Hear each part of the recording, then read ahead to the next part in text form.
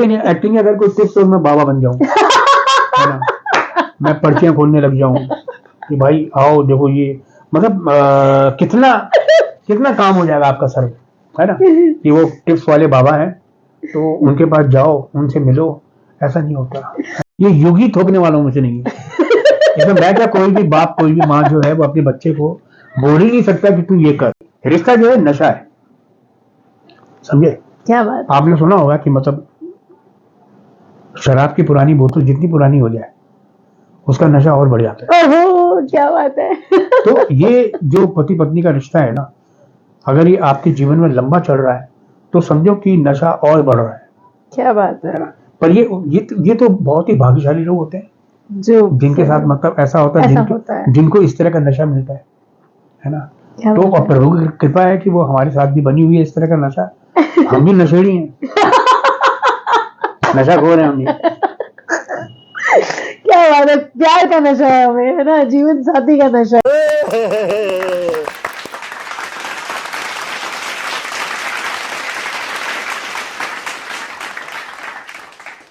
आपका जो राइटिंग का जो सफर रहा है, मुझे एक चीज है वो आपकी एक 1990 में आई फिल्म रेखा जी की मेरा पति सिर्फ मेरा है, उसमें आपको पहला एक्टिंग करने का मौका मिला क्योंकि आप ही लिख रहे थे और आपने 89 में, मैं लिख नहीं रहा था 89 में। हाँ, माँ अजरा नगर, माँ के ही उससे वजूद से, उनके सहारे से मैं आकाशवाणी में था। उसके बाद वहां से मैं थिएटर में आया। क्या बात है। थिएटर के बाद स्टेप बाय स्टेप जो है सिनेमा की दुनिया में आया जी। और मैं उनको असिस्ट करता था उस वक्त। उन्होंने बहुत सारी फिल्में लिखी, निकाह, नागिन, नगीना, है ना, आंखें क्यों, आपका ये बागवान, बाबुल, बहुत बड़ी बड़ी पिक्चर लिखी उन्होंने। तो मेरा पति सिर्फ मेरा है वो लिख रही थी और उस वक्त मैं बॉम्बे में था। मैं उनको असिस्ट कर रहा था उस वक्त, क्योंकि क्या था ना कि वो वक्त ऐसा था कि वो वाकई स्ट्रगलिंग का दिन के टाइम था। वो सिनेमा बनता था लेकिन इतना सारा नहीं बनता था जैसे आज की तारीख में। आज तो हर तरफ से जमीन आसमान का फर्क है।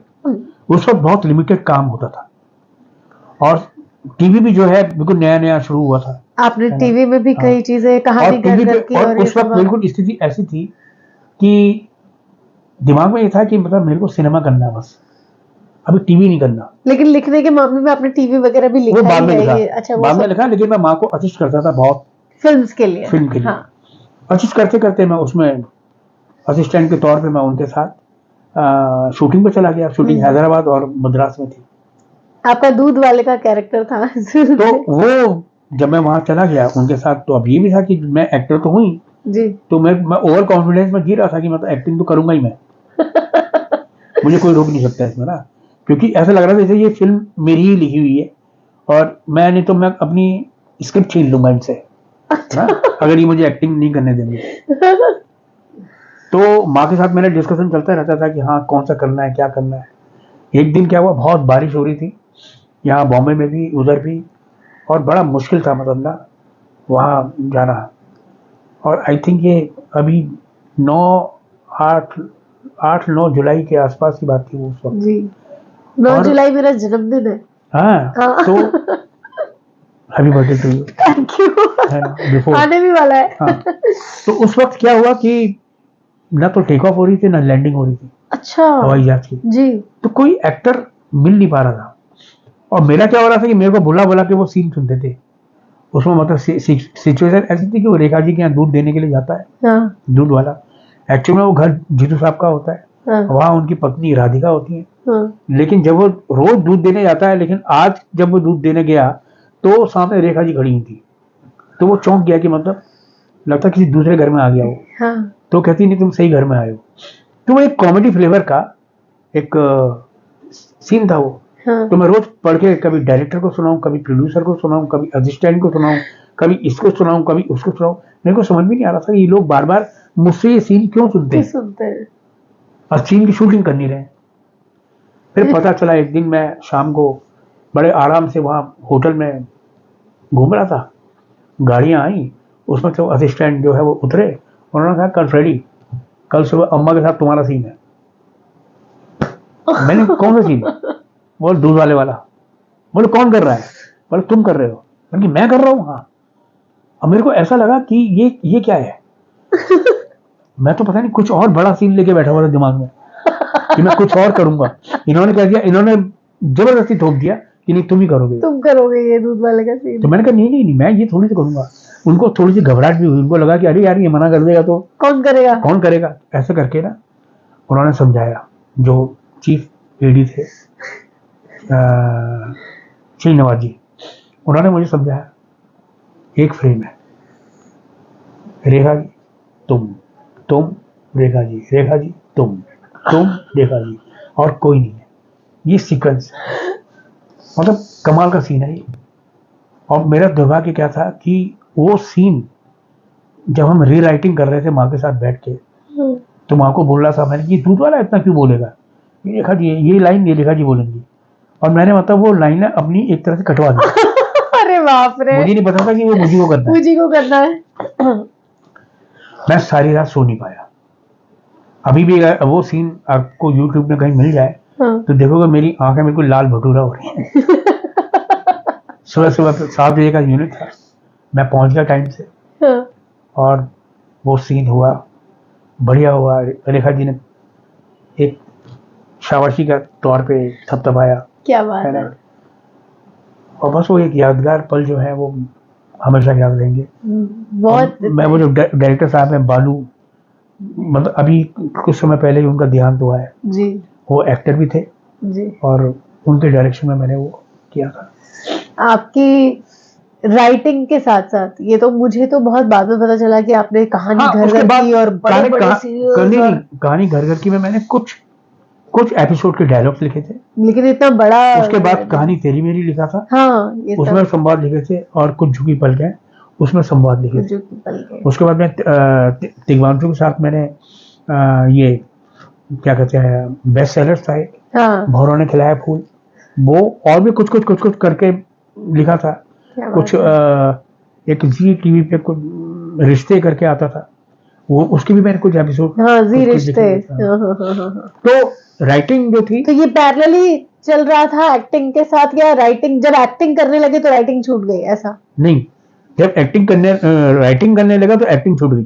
अच्छा, उल्टा हुआ ये। हाँ, क्योंकि राइटिंग में इतना, जिसे कहते हैं ना कि इतना घुस गए, इतना लिखने लगे तो मुझे लगता है शायद मैंने 5-6 महीने तक एक्टिंग नहीं की थी। अब मुझे लगा ये हो क्या रहा है ना, कि बनने तो कुछ और आए थे। हाँ, नहीं बात बनने तो कुछ और आए थे, नहीं बात ये हो गई थी कि मैं लिखते फिर मेरे को ये भी लगने लगा धीरे धीरे कि राइटिंग इज थैंकलेस जॉब। हमारे हिंदुस्तान के राइटर्स के विचारों की एक त्रासदी है, उनको उतना सम्मान नहीं मिलता राइटर्स को। हाँ, मैंने अक्सर जावेद अख्तर साहब को कई जगह नाराज होते देखा है। नहीं नाराज सम्मान नहीं मिलता। नहीं, सम्मान का कारण एक अलग है।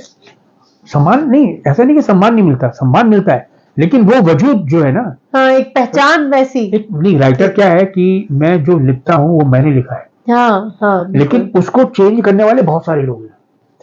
अब समझी मैं, हाँ, समझी बात है। उसको डायरेक्टर के हिसाब से सुनाओ, उसको प्रोड्यूसर के हिसाब से सुनाओ, उसको हीरो के हिसाब से सुनाओ, उसको हीरोइन के हिसाब से सुनाओ, उसको साइड कैरेक्टर, मतलब सब इम्पोर्टेंट है अपने आप, भिन्न तरीके से उसको सुनाओ, और सबको अपनी इम्पोर्टेंट, मतलब कहानी का सत्यानाश हो जाए, लेकिन उनकी प्रेजेंस उसी हिसाब से होनी चाहिए। हाँ, चाहे तो वो एक चीज, खैर मतलब कई हर जगह नहीं होता है। जो राइटर्स अपना वजूद बना लेते हैं, जिनका दमखम होता है, जैसे सलीम जावेद साहब थे, तो वो वही होती है चीज जो वो चाहते हैं, है ना। लेकिन राइटिंग जो शुरुआती तौर पे हमने जब शुरुआत की, वो धीरे करके जिस तरह से, तो मैं देखता था। एक फिल्म और आई मेरी अभी 2020 में, सब कुशल मंगल। हाँ। उसमें अक्षय खन्ना साहब और रवि किशन जी की बेटी और पद्मिनी कोल्हापुर जी का लड़का जी, इन लोगों ने उसमें भाग लिया।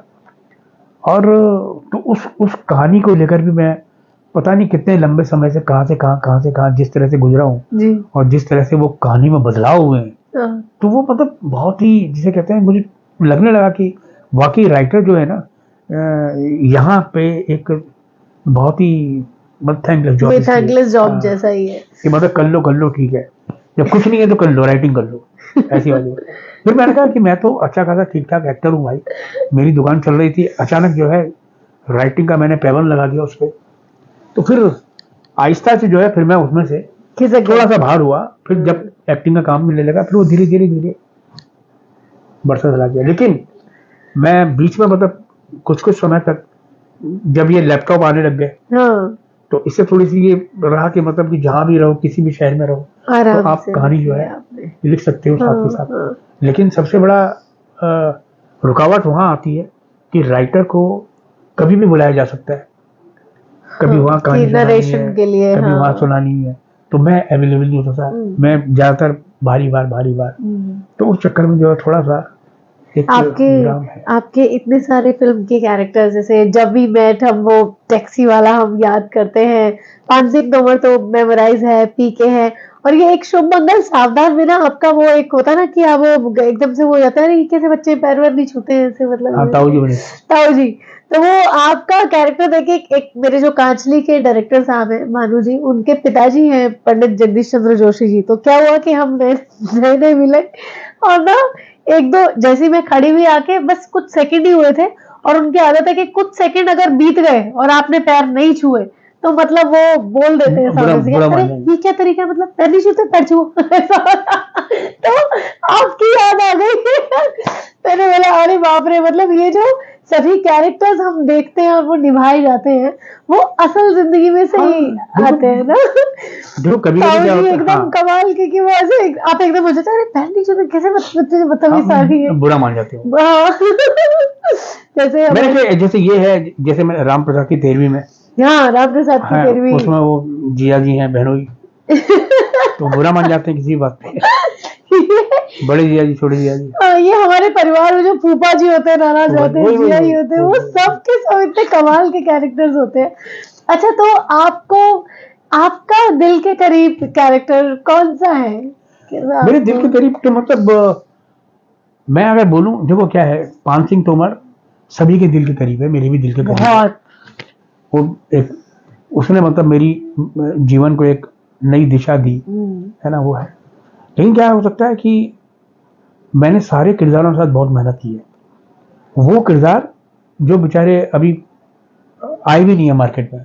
बहुत सारे किरदार ऐसे जो अभी तो मार्केट में नहीं आए, पता नहीं क्यों नहीं आए, कैसे नहीं आए। और जैसे ऐसे बोलते हैं कि माँ के लिए सारे बच्चे प्यारे, तो आपके लिए आपके सारे कैरेक्टर्स, क्योंकि मैंने सब में बहुत मेहनत की है। आप हो सकता है क्योंकि अगर आप वो किरदार देखोगे तो बोलेगा अरे ये तो बहुत ही बढ़िया है, अरे ये तो ऐसा है, ये तो एक से बढ़ के सब चीजें, पर वो आई नहीं है ना। तो इसलिए मैं सबको पूरा सम्मान है मेरे को, मतलब ये मेरे सब दिल के अजीज है मेरे, तो एक तो किसी को बोलना बड़ा मुश्किल है।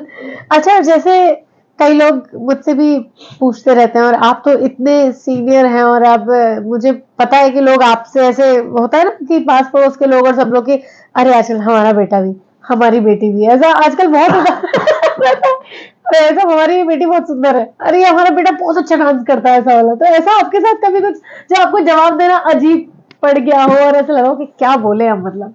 ये होता ही रहता है। ये तो मतलब जब से सोशल मीडिया चला है ना, तो आप सबके बहुत करीब हो गए, सबके करीब हो गए, मतलब इंस्टा, फेसबुक, तो मतलब सीधे मैसेज आप तक आ गया। घर का एड्रेस नहीं है किसी के पास, लेकिन इंस्टा का एड्रेस है, फेसबुक का एड्रेस है, व्हाट्सएप पे आप हैं, तो हर कोई अपनी अर्जी लगा देता है कि मतलब कि हाँ सुन लो भाई कि हमारी बच्ची, हमारा बच्चा, या मैं खुद है।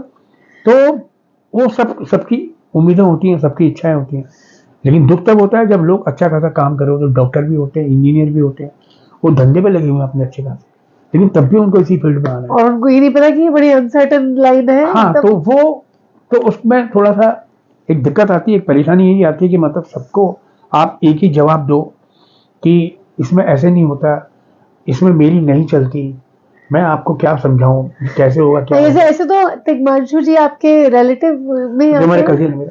अब देखो ऐसे तो यार मैं बैठी साथ में ही बोल सकती हूँ उनको पिक्चर दिलवा दो, लेकिन ऐसा नहीं होता।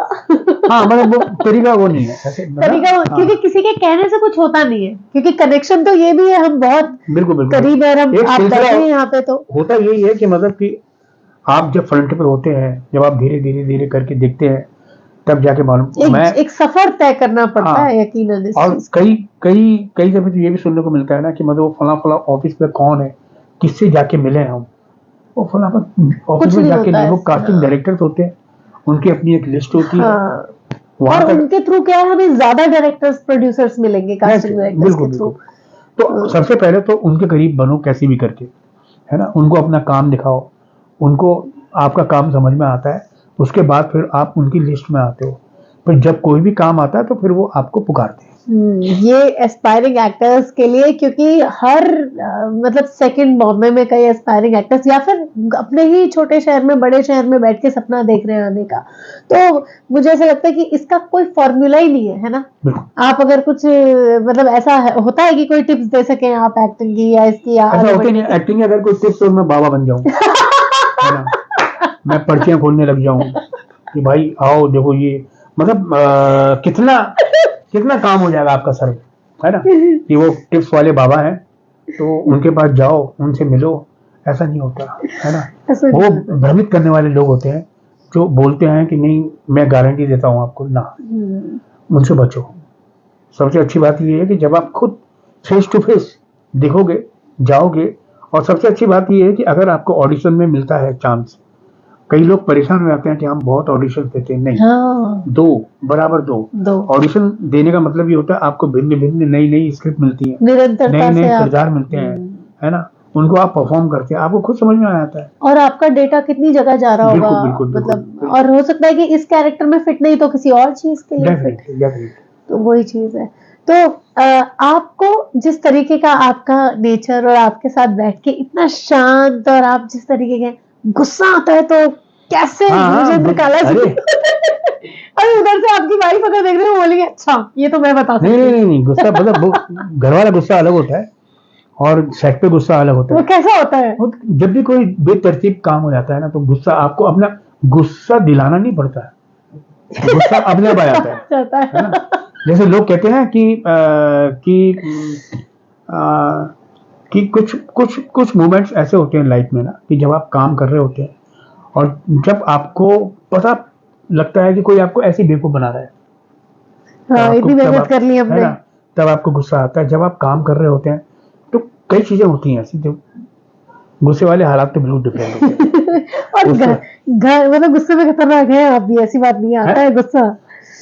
हर इंसान के दो पहलू होते हैं। स्माइल बता रही है आपके आता है। बाकी आपकी जो डॉटर है वो बहुत एक मुझे देखने में कूल लगती है, और उससे एक रिलैक्स पेरेंटिंग का एक एहसास होता है कि आप बहुत दोस्तों जैसे लगते हैं। पेरेंटिंग का आपके लिए क्या है? क्या मेरी बेटी जुनाई जो है वो अभी ग्राफिक्स का कोर्स कर रही है, ग्राफिक्स जी, पॉल एकेडमी में है, और उनकी स्टडी भी चल रही है इस तरह से जी। तो उनका भविष्य जो है वो इसी तरफ है, मतलब उनका भविष्य मतलब एक्टिंग में नहीं है, कुछ इस तरह से नहीं है, मतलब मेरी फील्ड से थोड़ी डिफरेंट फील्ड है उनकी। हाँ, जरूरी नहीं है कि बच्चे वही, और आप शायद कुछ थोपने वालों में से नहीं ऐसा तो, अरे मतलब ये युग ही थोपने वालों में से नहीं है। इसमें मैं क्या, कोई भी बाप कोई भी माँ जो है वो अपने बच्चे को बोल ही नहीं सकता कि तू ये कर। ये मेरे मम्मी पापा बहुत, हाँ ये आपने सही बोला। ये मतलब अब नहीं है, अब आज के कोर्स में कतई नहीं है। आज के आज के कोर्स में बच्चे बताते हैं कि हम ये कर रहे हैं, ओके, फिर कल फिर बोलेंगे हम ये कर रहे हैं, ओके। आप ये भी नहीं बोलते थे तो कल तो तुम ये कह रहे थे वो कर रहे हो, तो आज ये क्यों कर रहे हो। लेकिन अभी आज के बच्चे जो है वो खुद ही बता देते हैं कि हम कर क्या रहे हैं। और आज के युग में तो शादी के लिए आप रिश्ता ही नहीं, पेरेंट्स ही बोल रहे थे भाई तुम अपने हिसाब का तुम ढूंढ लो, हम कैसे ढूंढ के लाएंगे, ऐसा वाला एक बिल्कुल सब और चल रहा है ना। हाँ, समय के साथ साथ ही चलना चाहिए सबको। अच्छा, तो एक जैसे बहुत ही, खैर मैं यूथ की वजह से बहुत एक्साइटमेंट में मुझे रहती है कि जैसे कई बार इस चीज के मीम्स भी बनते हैं कि अरे एक ही इंसान के साथ इतना लंबा सफर, आप कैसे, इतनी 40 साल की एनिवर्सरी बन रही होती है, ये सब बन रहा होता है। आपको क्या लगता है कि एक ही इंसान के साथ जब आप इतना लंबा रहते हैं तो उसको वो रिश्ता कैसा होता है, उसको किस तरीके से, क्या है ना, ये बिल्कुल पानी पी के नहीं ठीक है, रिश्ता जो है नशा है, समझे। क्या बात, आपने सुना होगा कि मतलब शराब की पुरानी बोतल जितनी पुरानी हो जाए उसका नशा और बढ़ जाता है। ओहो, क्या बात है। तो ये जो पति पत्नी का रिश्ता है ना, अगर ये आपके जीवन में लंबा चल रहा है तो समझो कि नशा और बढ़ रहा है। क्या बात है। पर ये तो बहुत ही भाग्यशाली लोग होते हैं जो जिनके साथ मतलब ऐसा होता है, जिनको इस तरह का नशा मिलता है ना। तो अब प्रभु की कृपा है कि वो हमारे साथ भी बनी हुई है इस तरह का नशा। हम भी नशेड़ी हैं, नशा खो रहे हैं हम भी।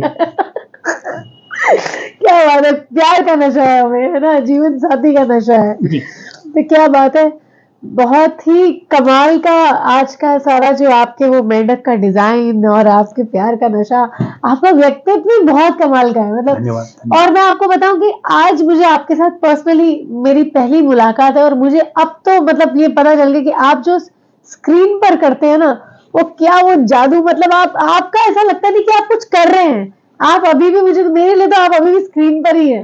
वही विजेंद्र काला, वही हंसी, वही एक्सेंट, वही बातें।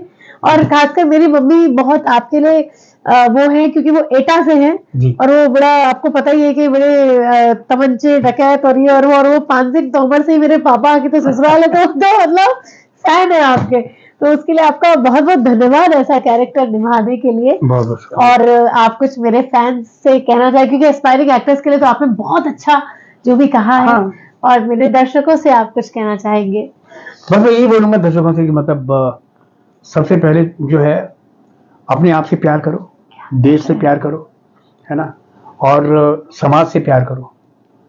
कौन क्या है, कैसा है, किस तरह का है, इसमें कतई ध्यान मत दो। लेकिन यही है कि मतलब सबसे बड़ी है इंसानियत, और अगर हम इंसानियत को समझते हैं तो हर समाज, हर धर्म हमारा एक हो जाता है। क्या बात है। तो इसलिए हमको उन सब पे ध्यान दे करके, ये वही सबसे पहले अपने आप से प्यार करना सीखो। जब आप अपने आप से प्यार करोगे तो आप मोटिवेट होगे, आप दुनिया से प्यार करोगे। बहुत बात है। तो फिर बातें शाते में शिखा मल्होत्रा में बने रहिए और लाइक, सब्सक्राइब और शेयर करना ना भूलें। Thank you. धन्यवाद। Thank you so much.